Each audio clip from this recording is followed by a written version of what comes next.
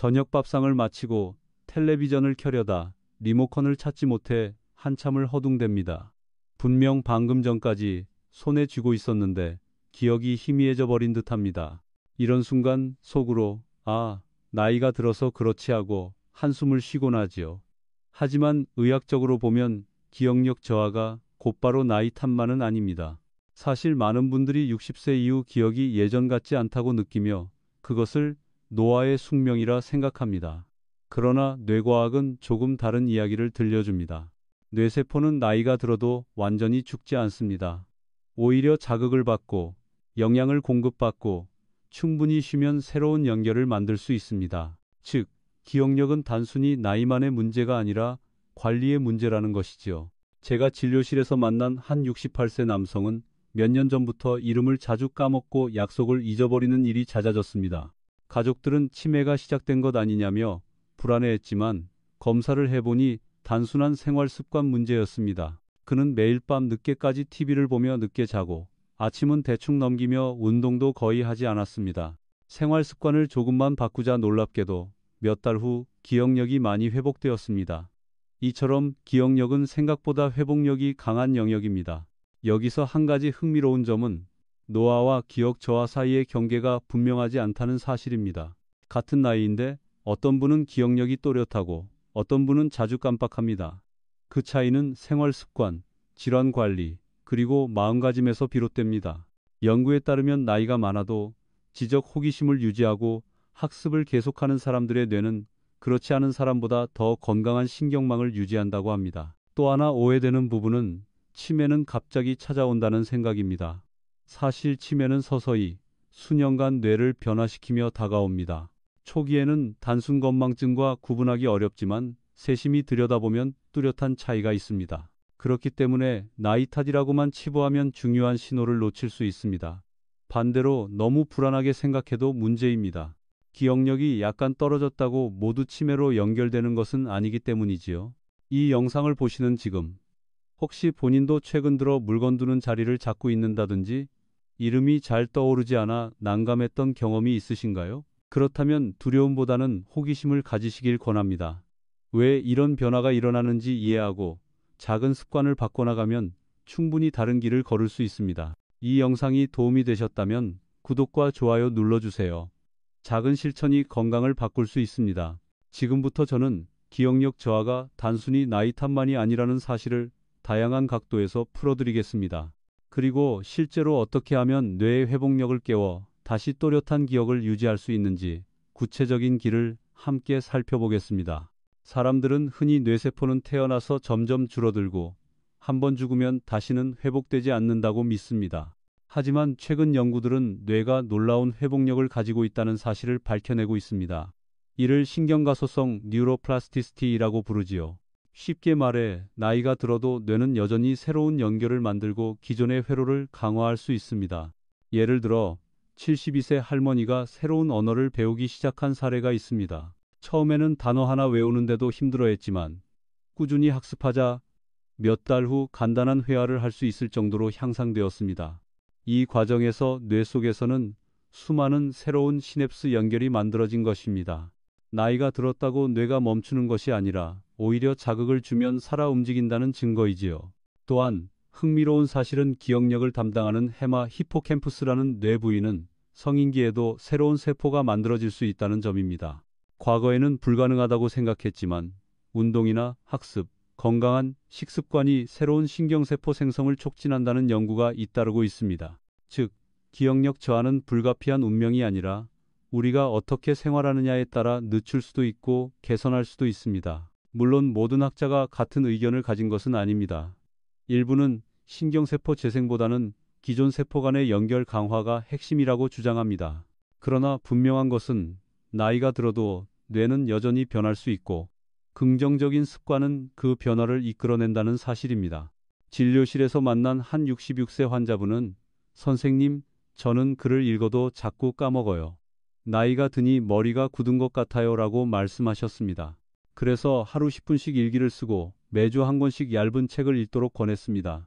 몇 달 후 그분은 신기하게도 이제 읽은 내용을 더 잘 기억해요.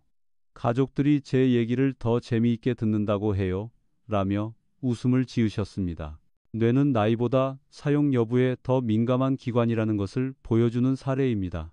여러분도 혹시 나는 이제 늙어서 새로 배우는 건 힘들다라고 단정하시나요? 하지만 뇌는 여전히 놀라운 가능성을 품고 있습니다. 작은 변화, 꾸준한 자극이 쌓이면 기억력은 다시 또렷해질 수 있습니다. 중요한 건 나이가 아니라 오늘 무엇을 하느냐입니다. 곧 이어서 우리가 매일 반복하는 생활 습관이 기억력을 어떻게 바꾸는지 구체적으로 살펴보겠습니다. 그 작은 차이가 뇌 건강의 운명을 결정할 수 있습니다. 하루하루 반복하는 작은 습관이 사실은 뇌 건강에 지대한 영향을 미칩니다. 우리가 흔히 나이 들면 기억력이 떨어진다고 말하지만 실제로는 어떤 생활 습관을 가지고 있느냐가 기억력 유지에 큰 차이를 만들어냅니다. 예를 들어 아침을 거르는 분들이 많습니다. 배고프지 않으니 그냥 점심 먹지 뭐 하고 넘기지만 공복 상태가 길어지면 뇌에 필요한 포도당 공급이 늦어지고 집중력이 떨어집니다.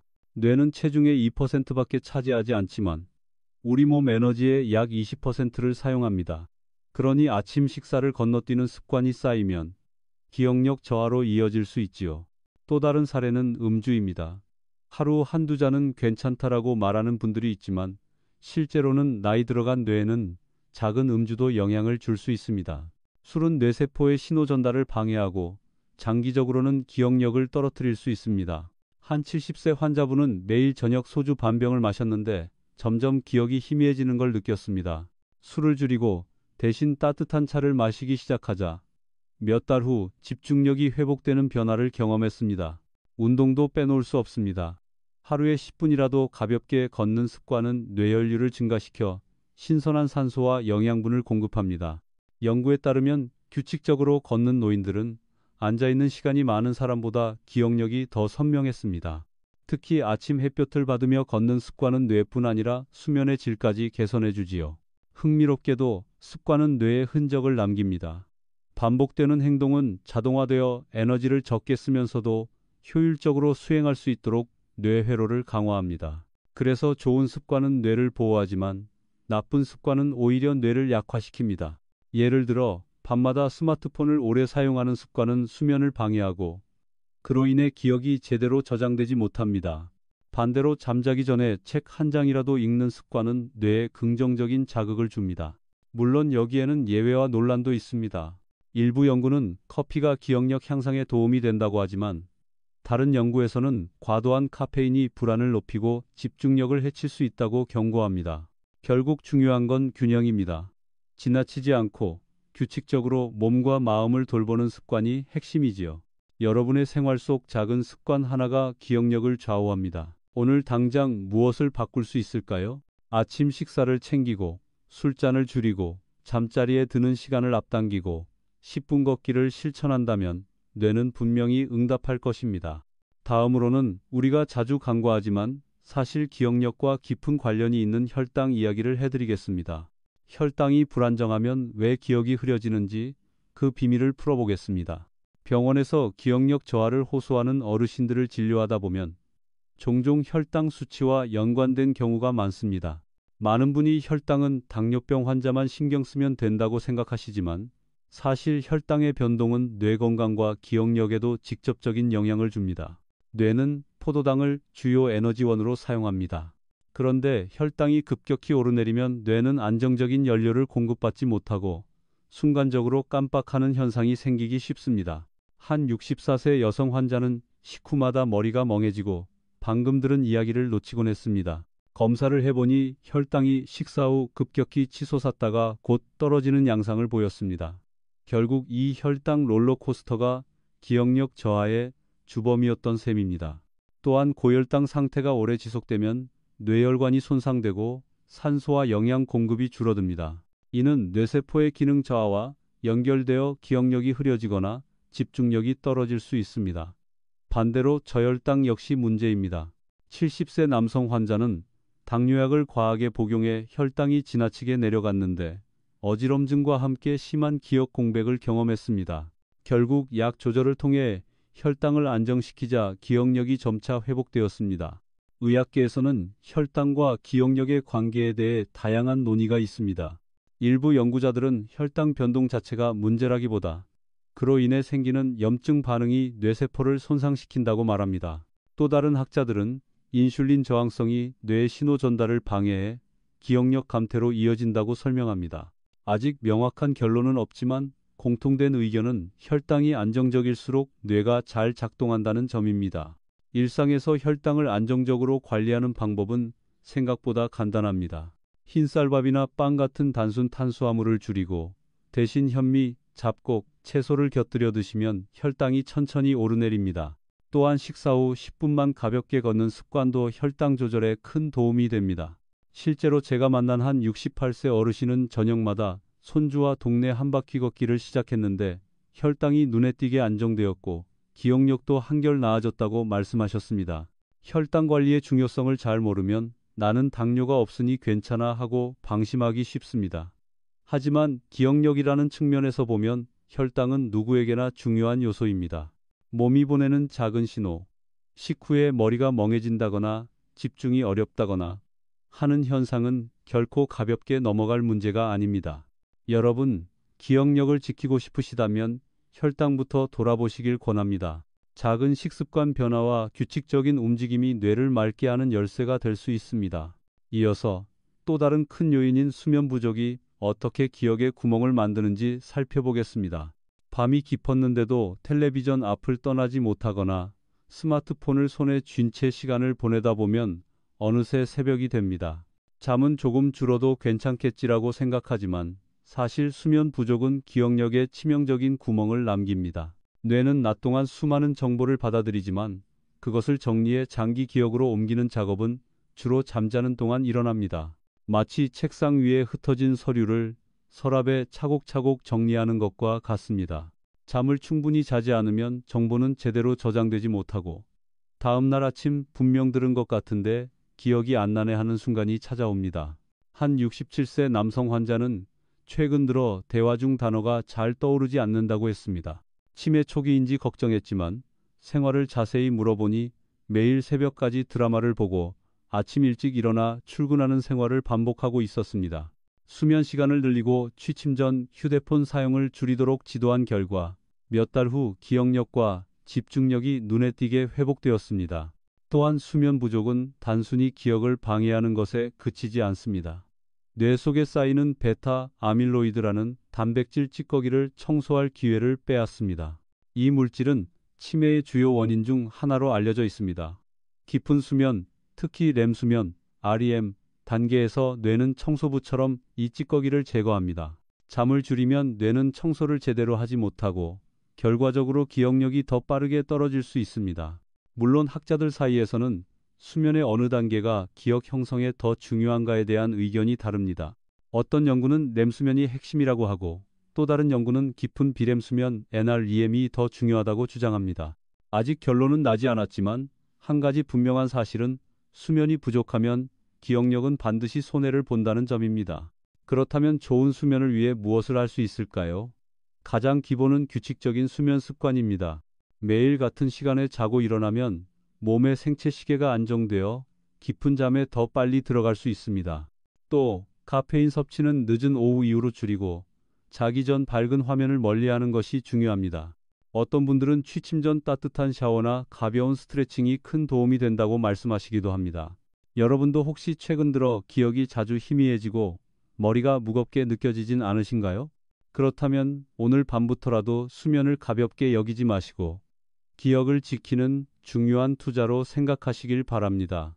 이제 다음으로 수면만큼이나 강력하게 뇌를 깨우는 힘, 바로 운동이 기억력에 어떤 변화를 만드는지 살펴보겠습니다. 운동은 흔히 근육과 관절 건강에만 도움이 된다고 생각하기 쉽습니다. 그러나 뇌과학은 운동이 뇌, 특히 기억력에 놀라운 효과를 준다고 말합니다.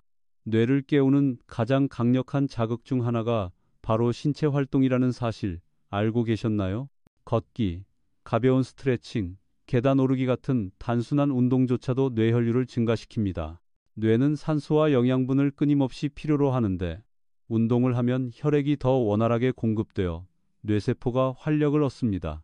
실제로 65세 이상 노인을 대상으로 한 연구에서는 매일 20분 걷기를 실천한 그룹이 앉아서 생활하는 그룹보다 기억력이 유의미하게 더 좋다는 결과가 나왔습니다. 한 환자분 이야기를 드려볼까요?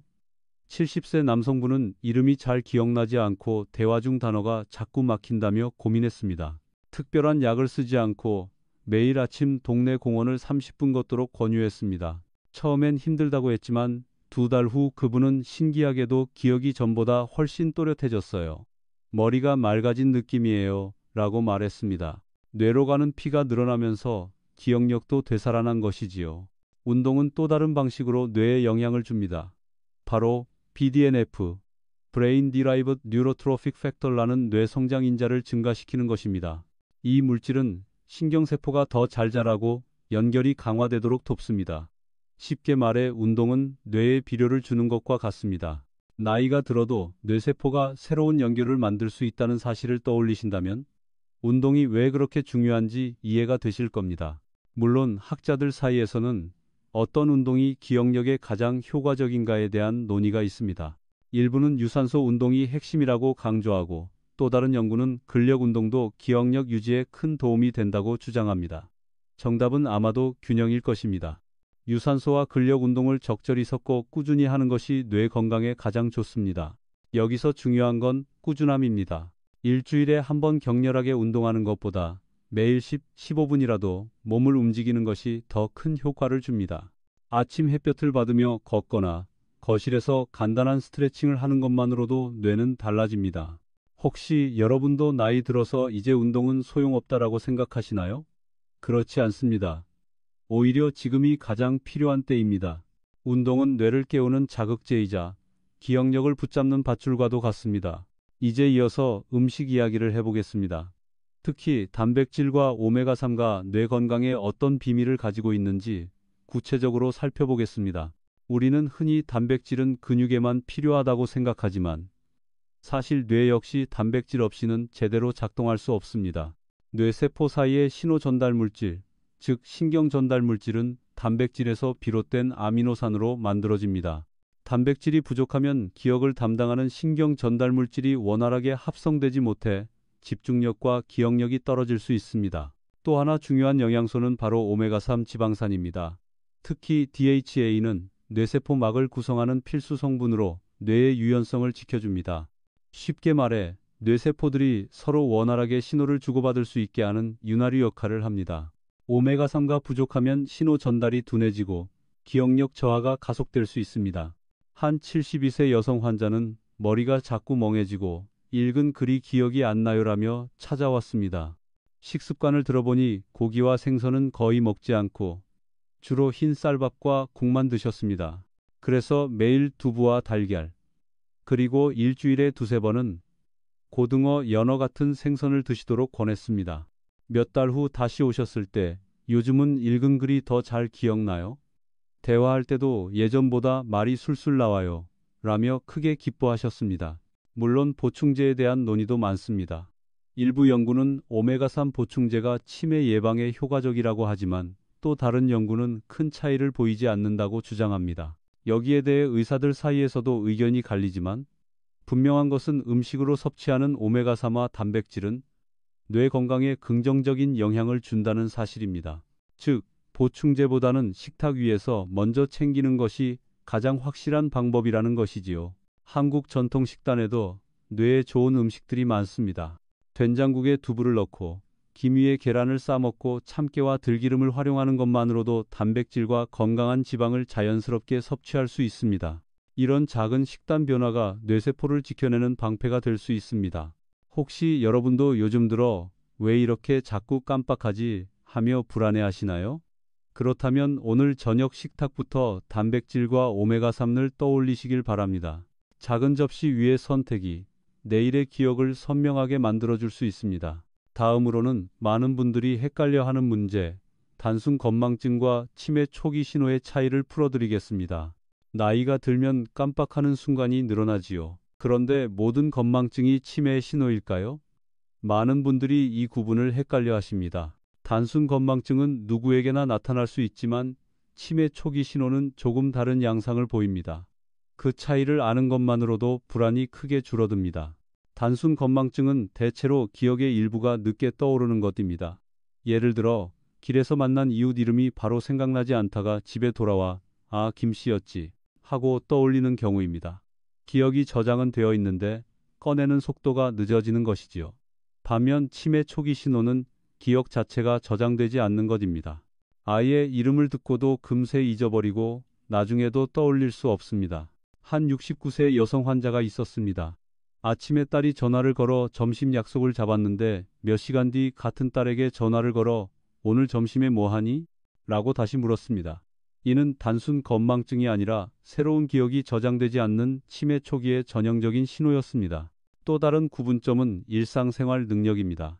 단순 건망증은 기억이 일시적으로 흐려져도 큰 불편 없이 생활을 이어갑니다.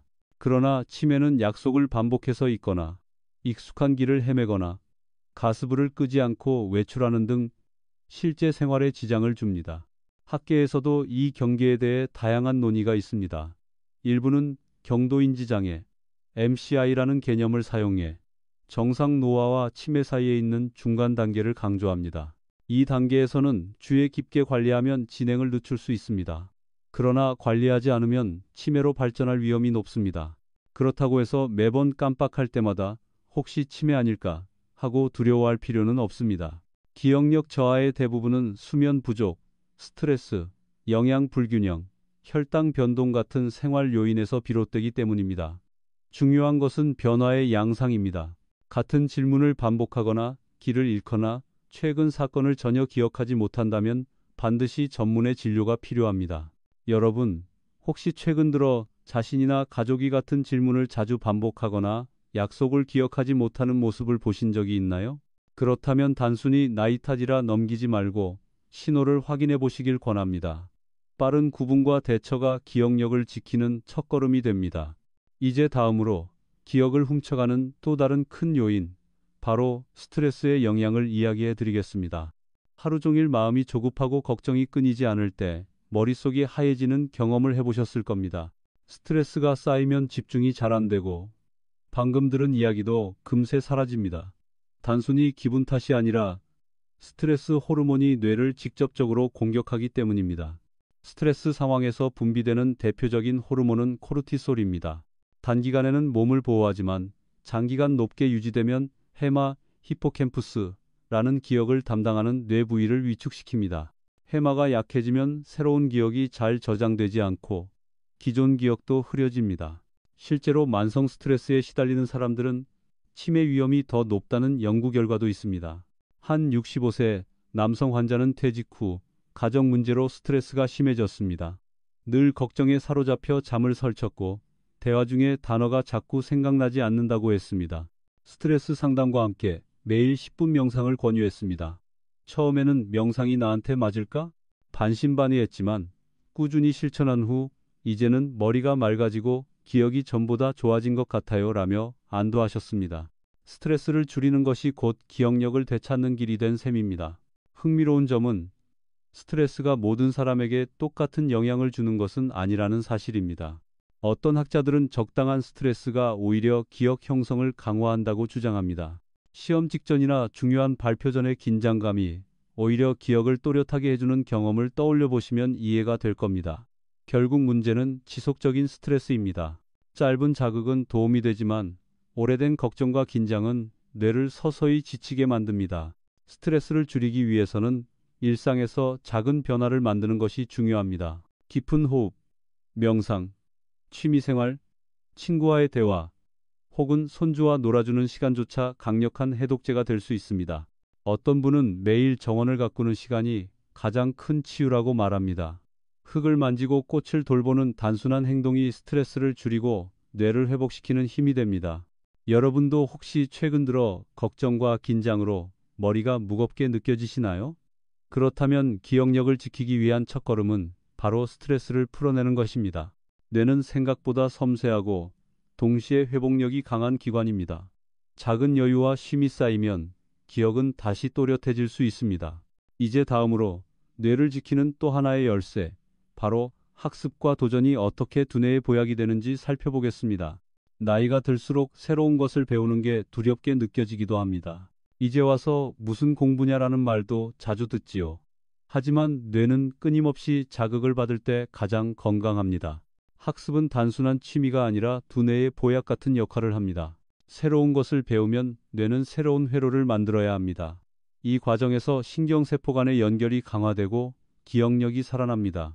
실제로 70대 노인을 대상으로 한 연구에서 그림 그리기, 피아노 배우기, 외국어 학습을 꾸준히 한 그룹은 단순히 TV 시청이나 산책만 한 그룹보다 기억력이 뚜렷하게 유지되었습니다.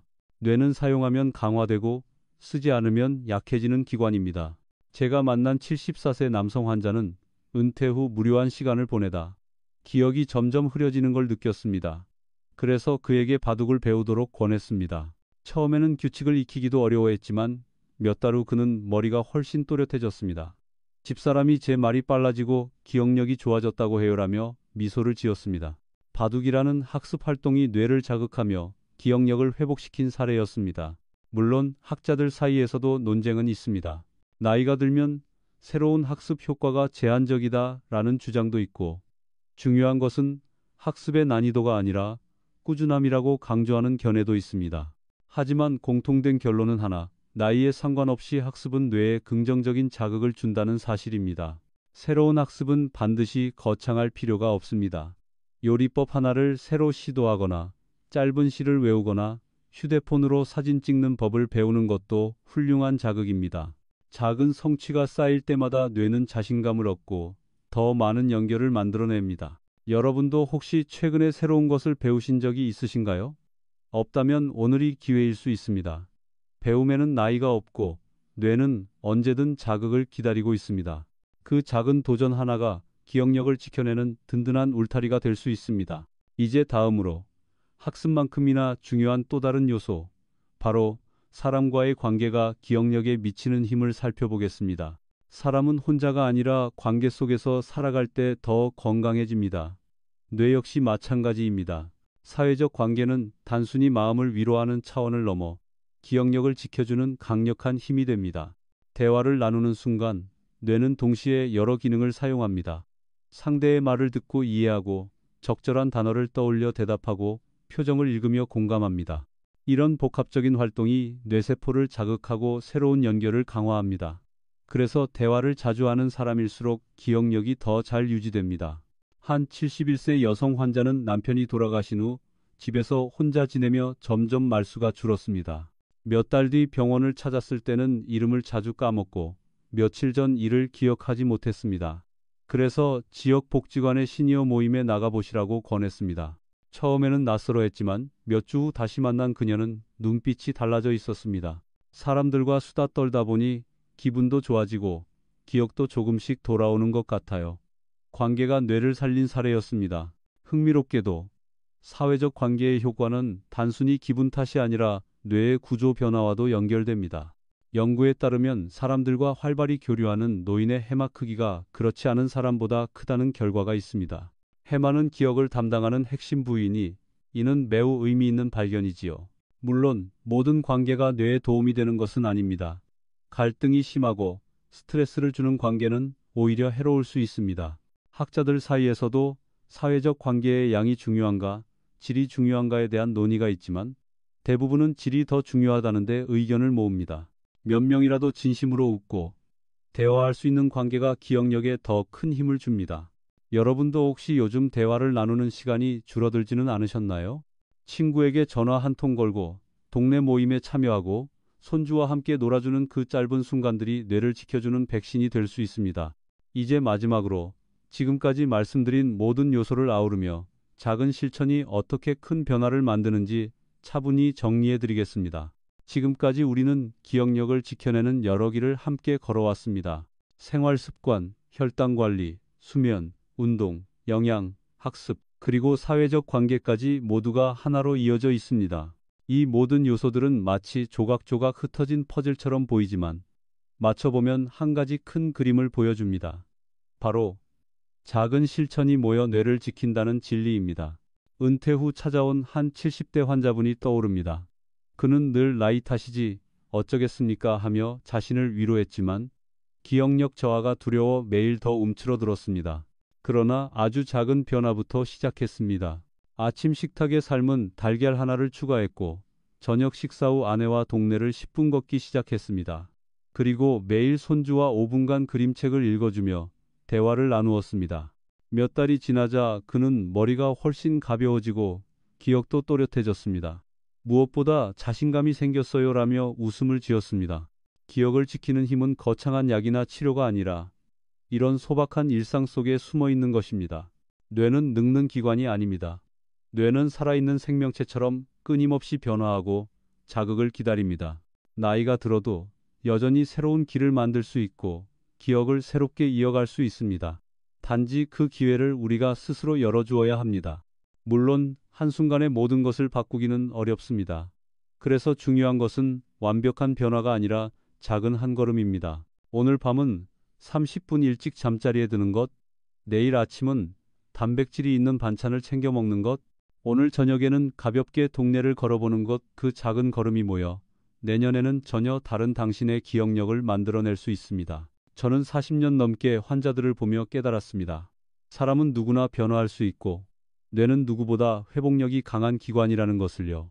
중요한 것은 시작입니다. 그리고 그 시작은 지금일 수 있습니다. 창밖을 바라보며 오늘 하루를 어떻게 마무리하실지 생각해 보시길 바랍니다. 머릿속에 맑은 바람이 스며들고 작은 결심이 당신의 내일을 바꿀 수 있습니다. 지금 시작하시면 내년 이맘때는 전혀 다른 삶이 펼쳐질 수 있습니다. 오늘이 그 첫걸음입니다.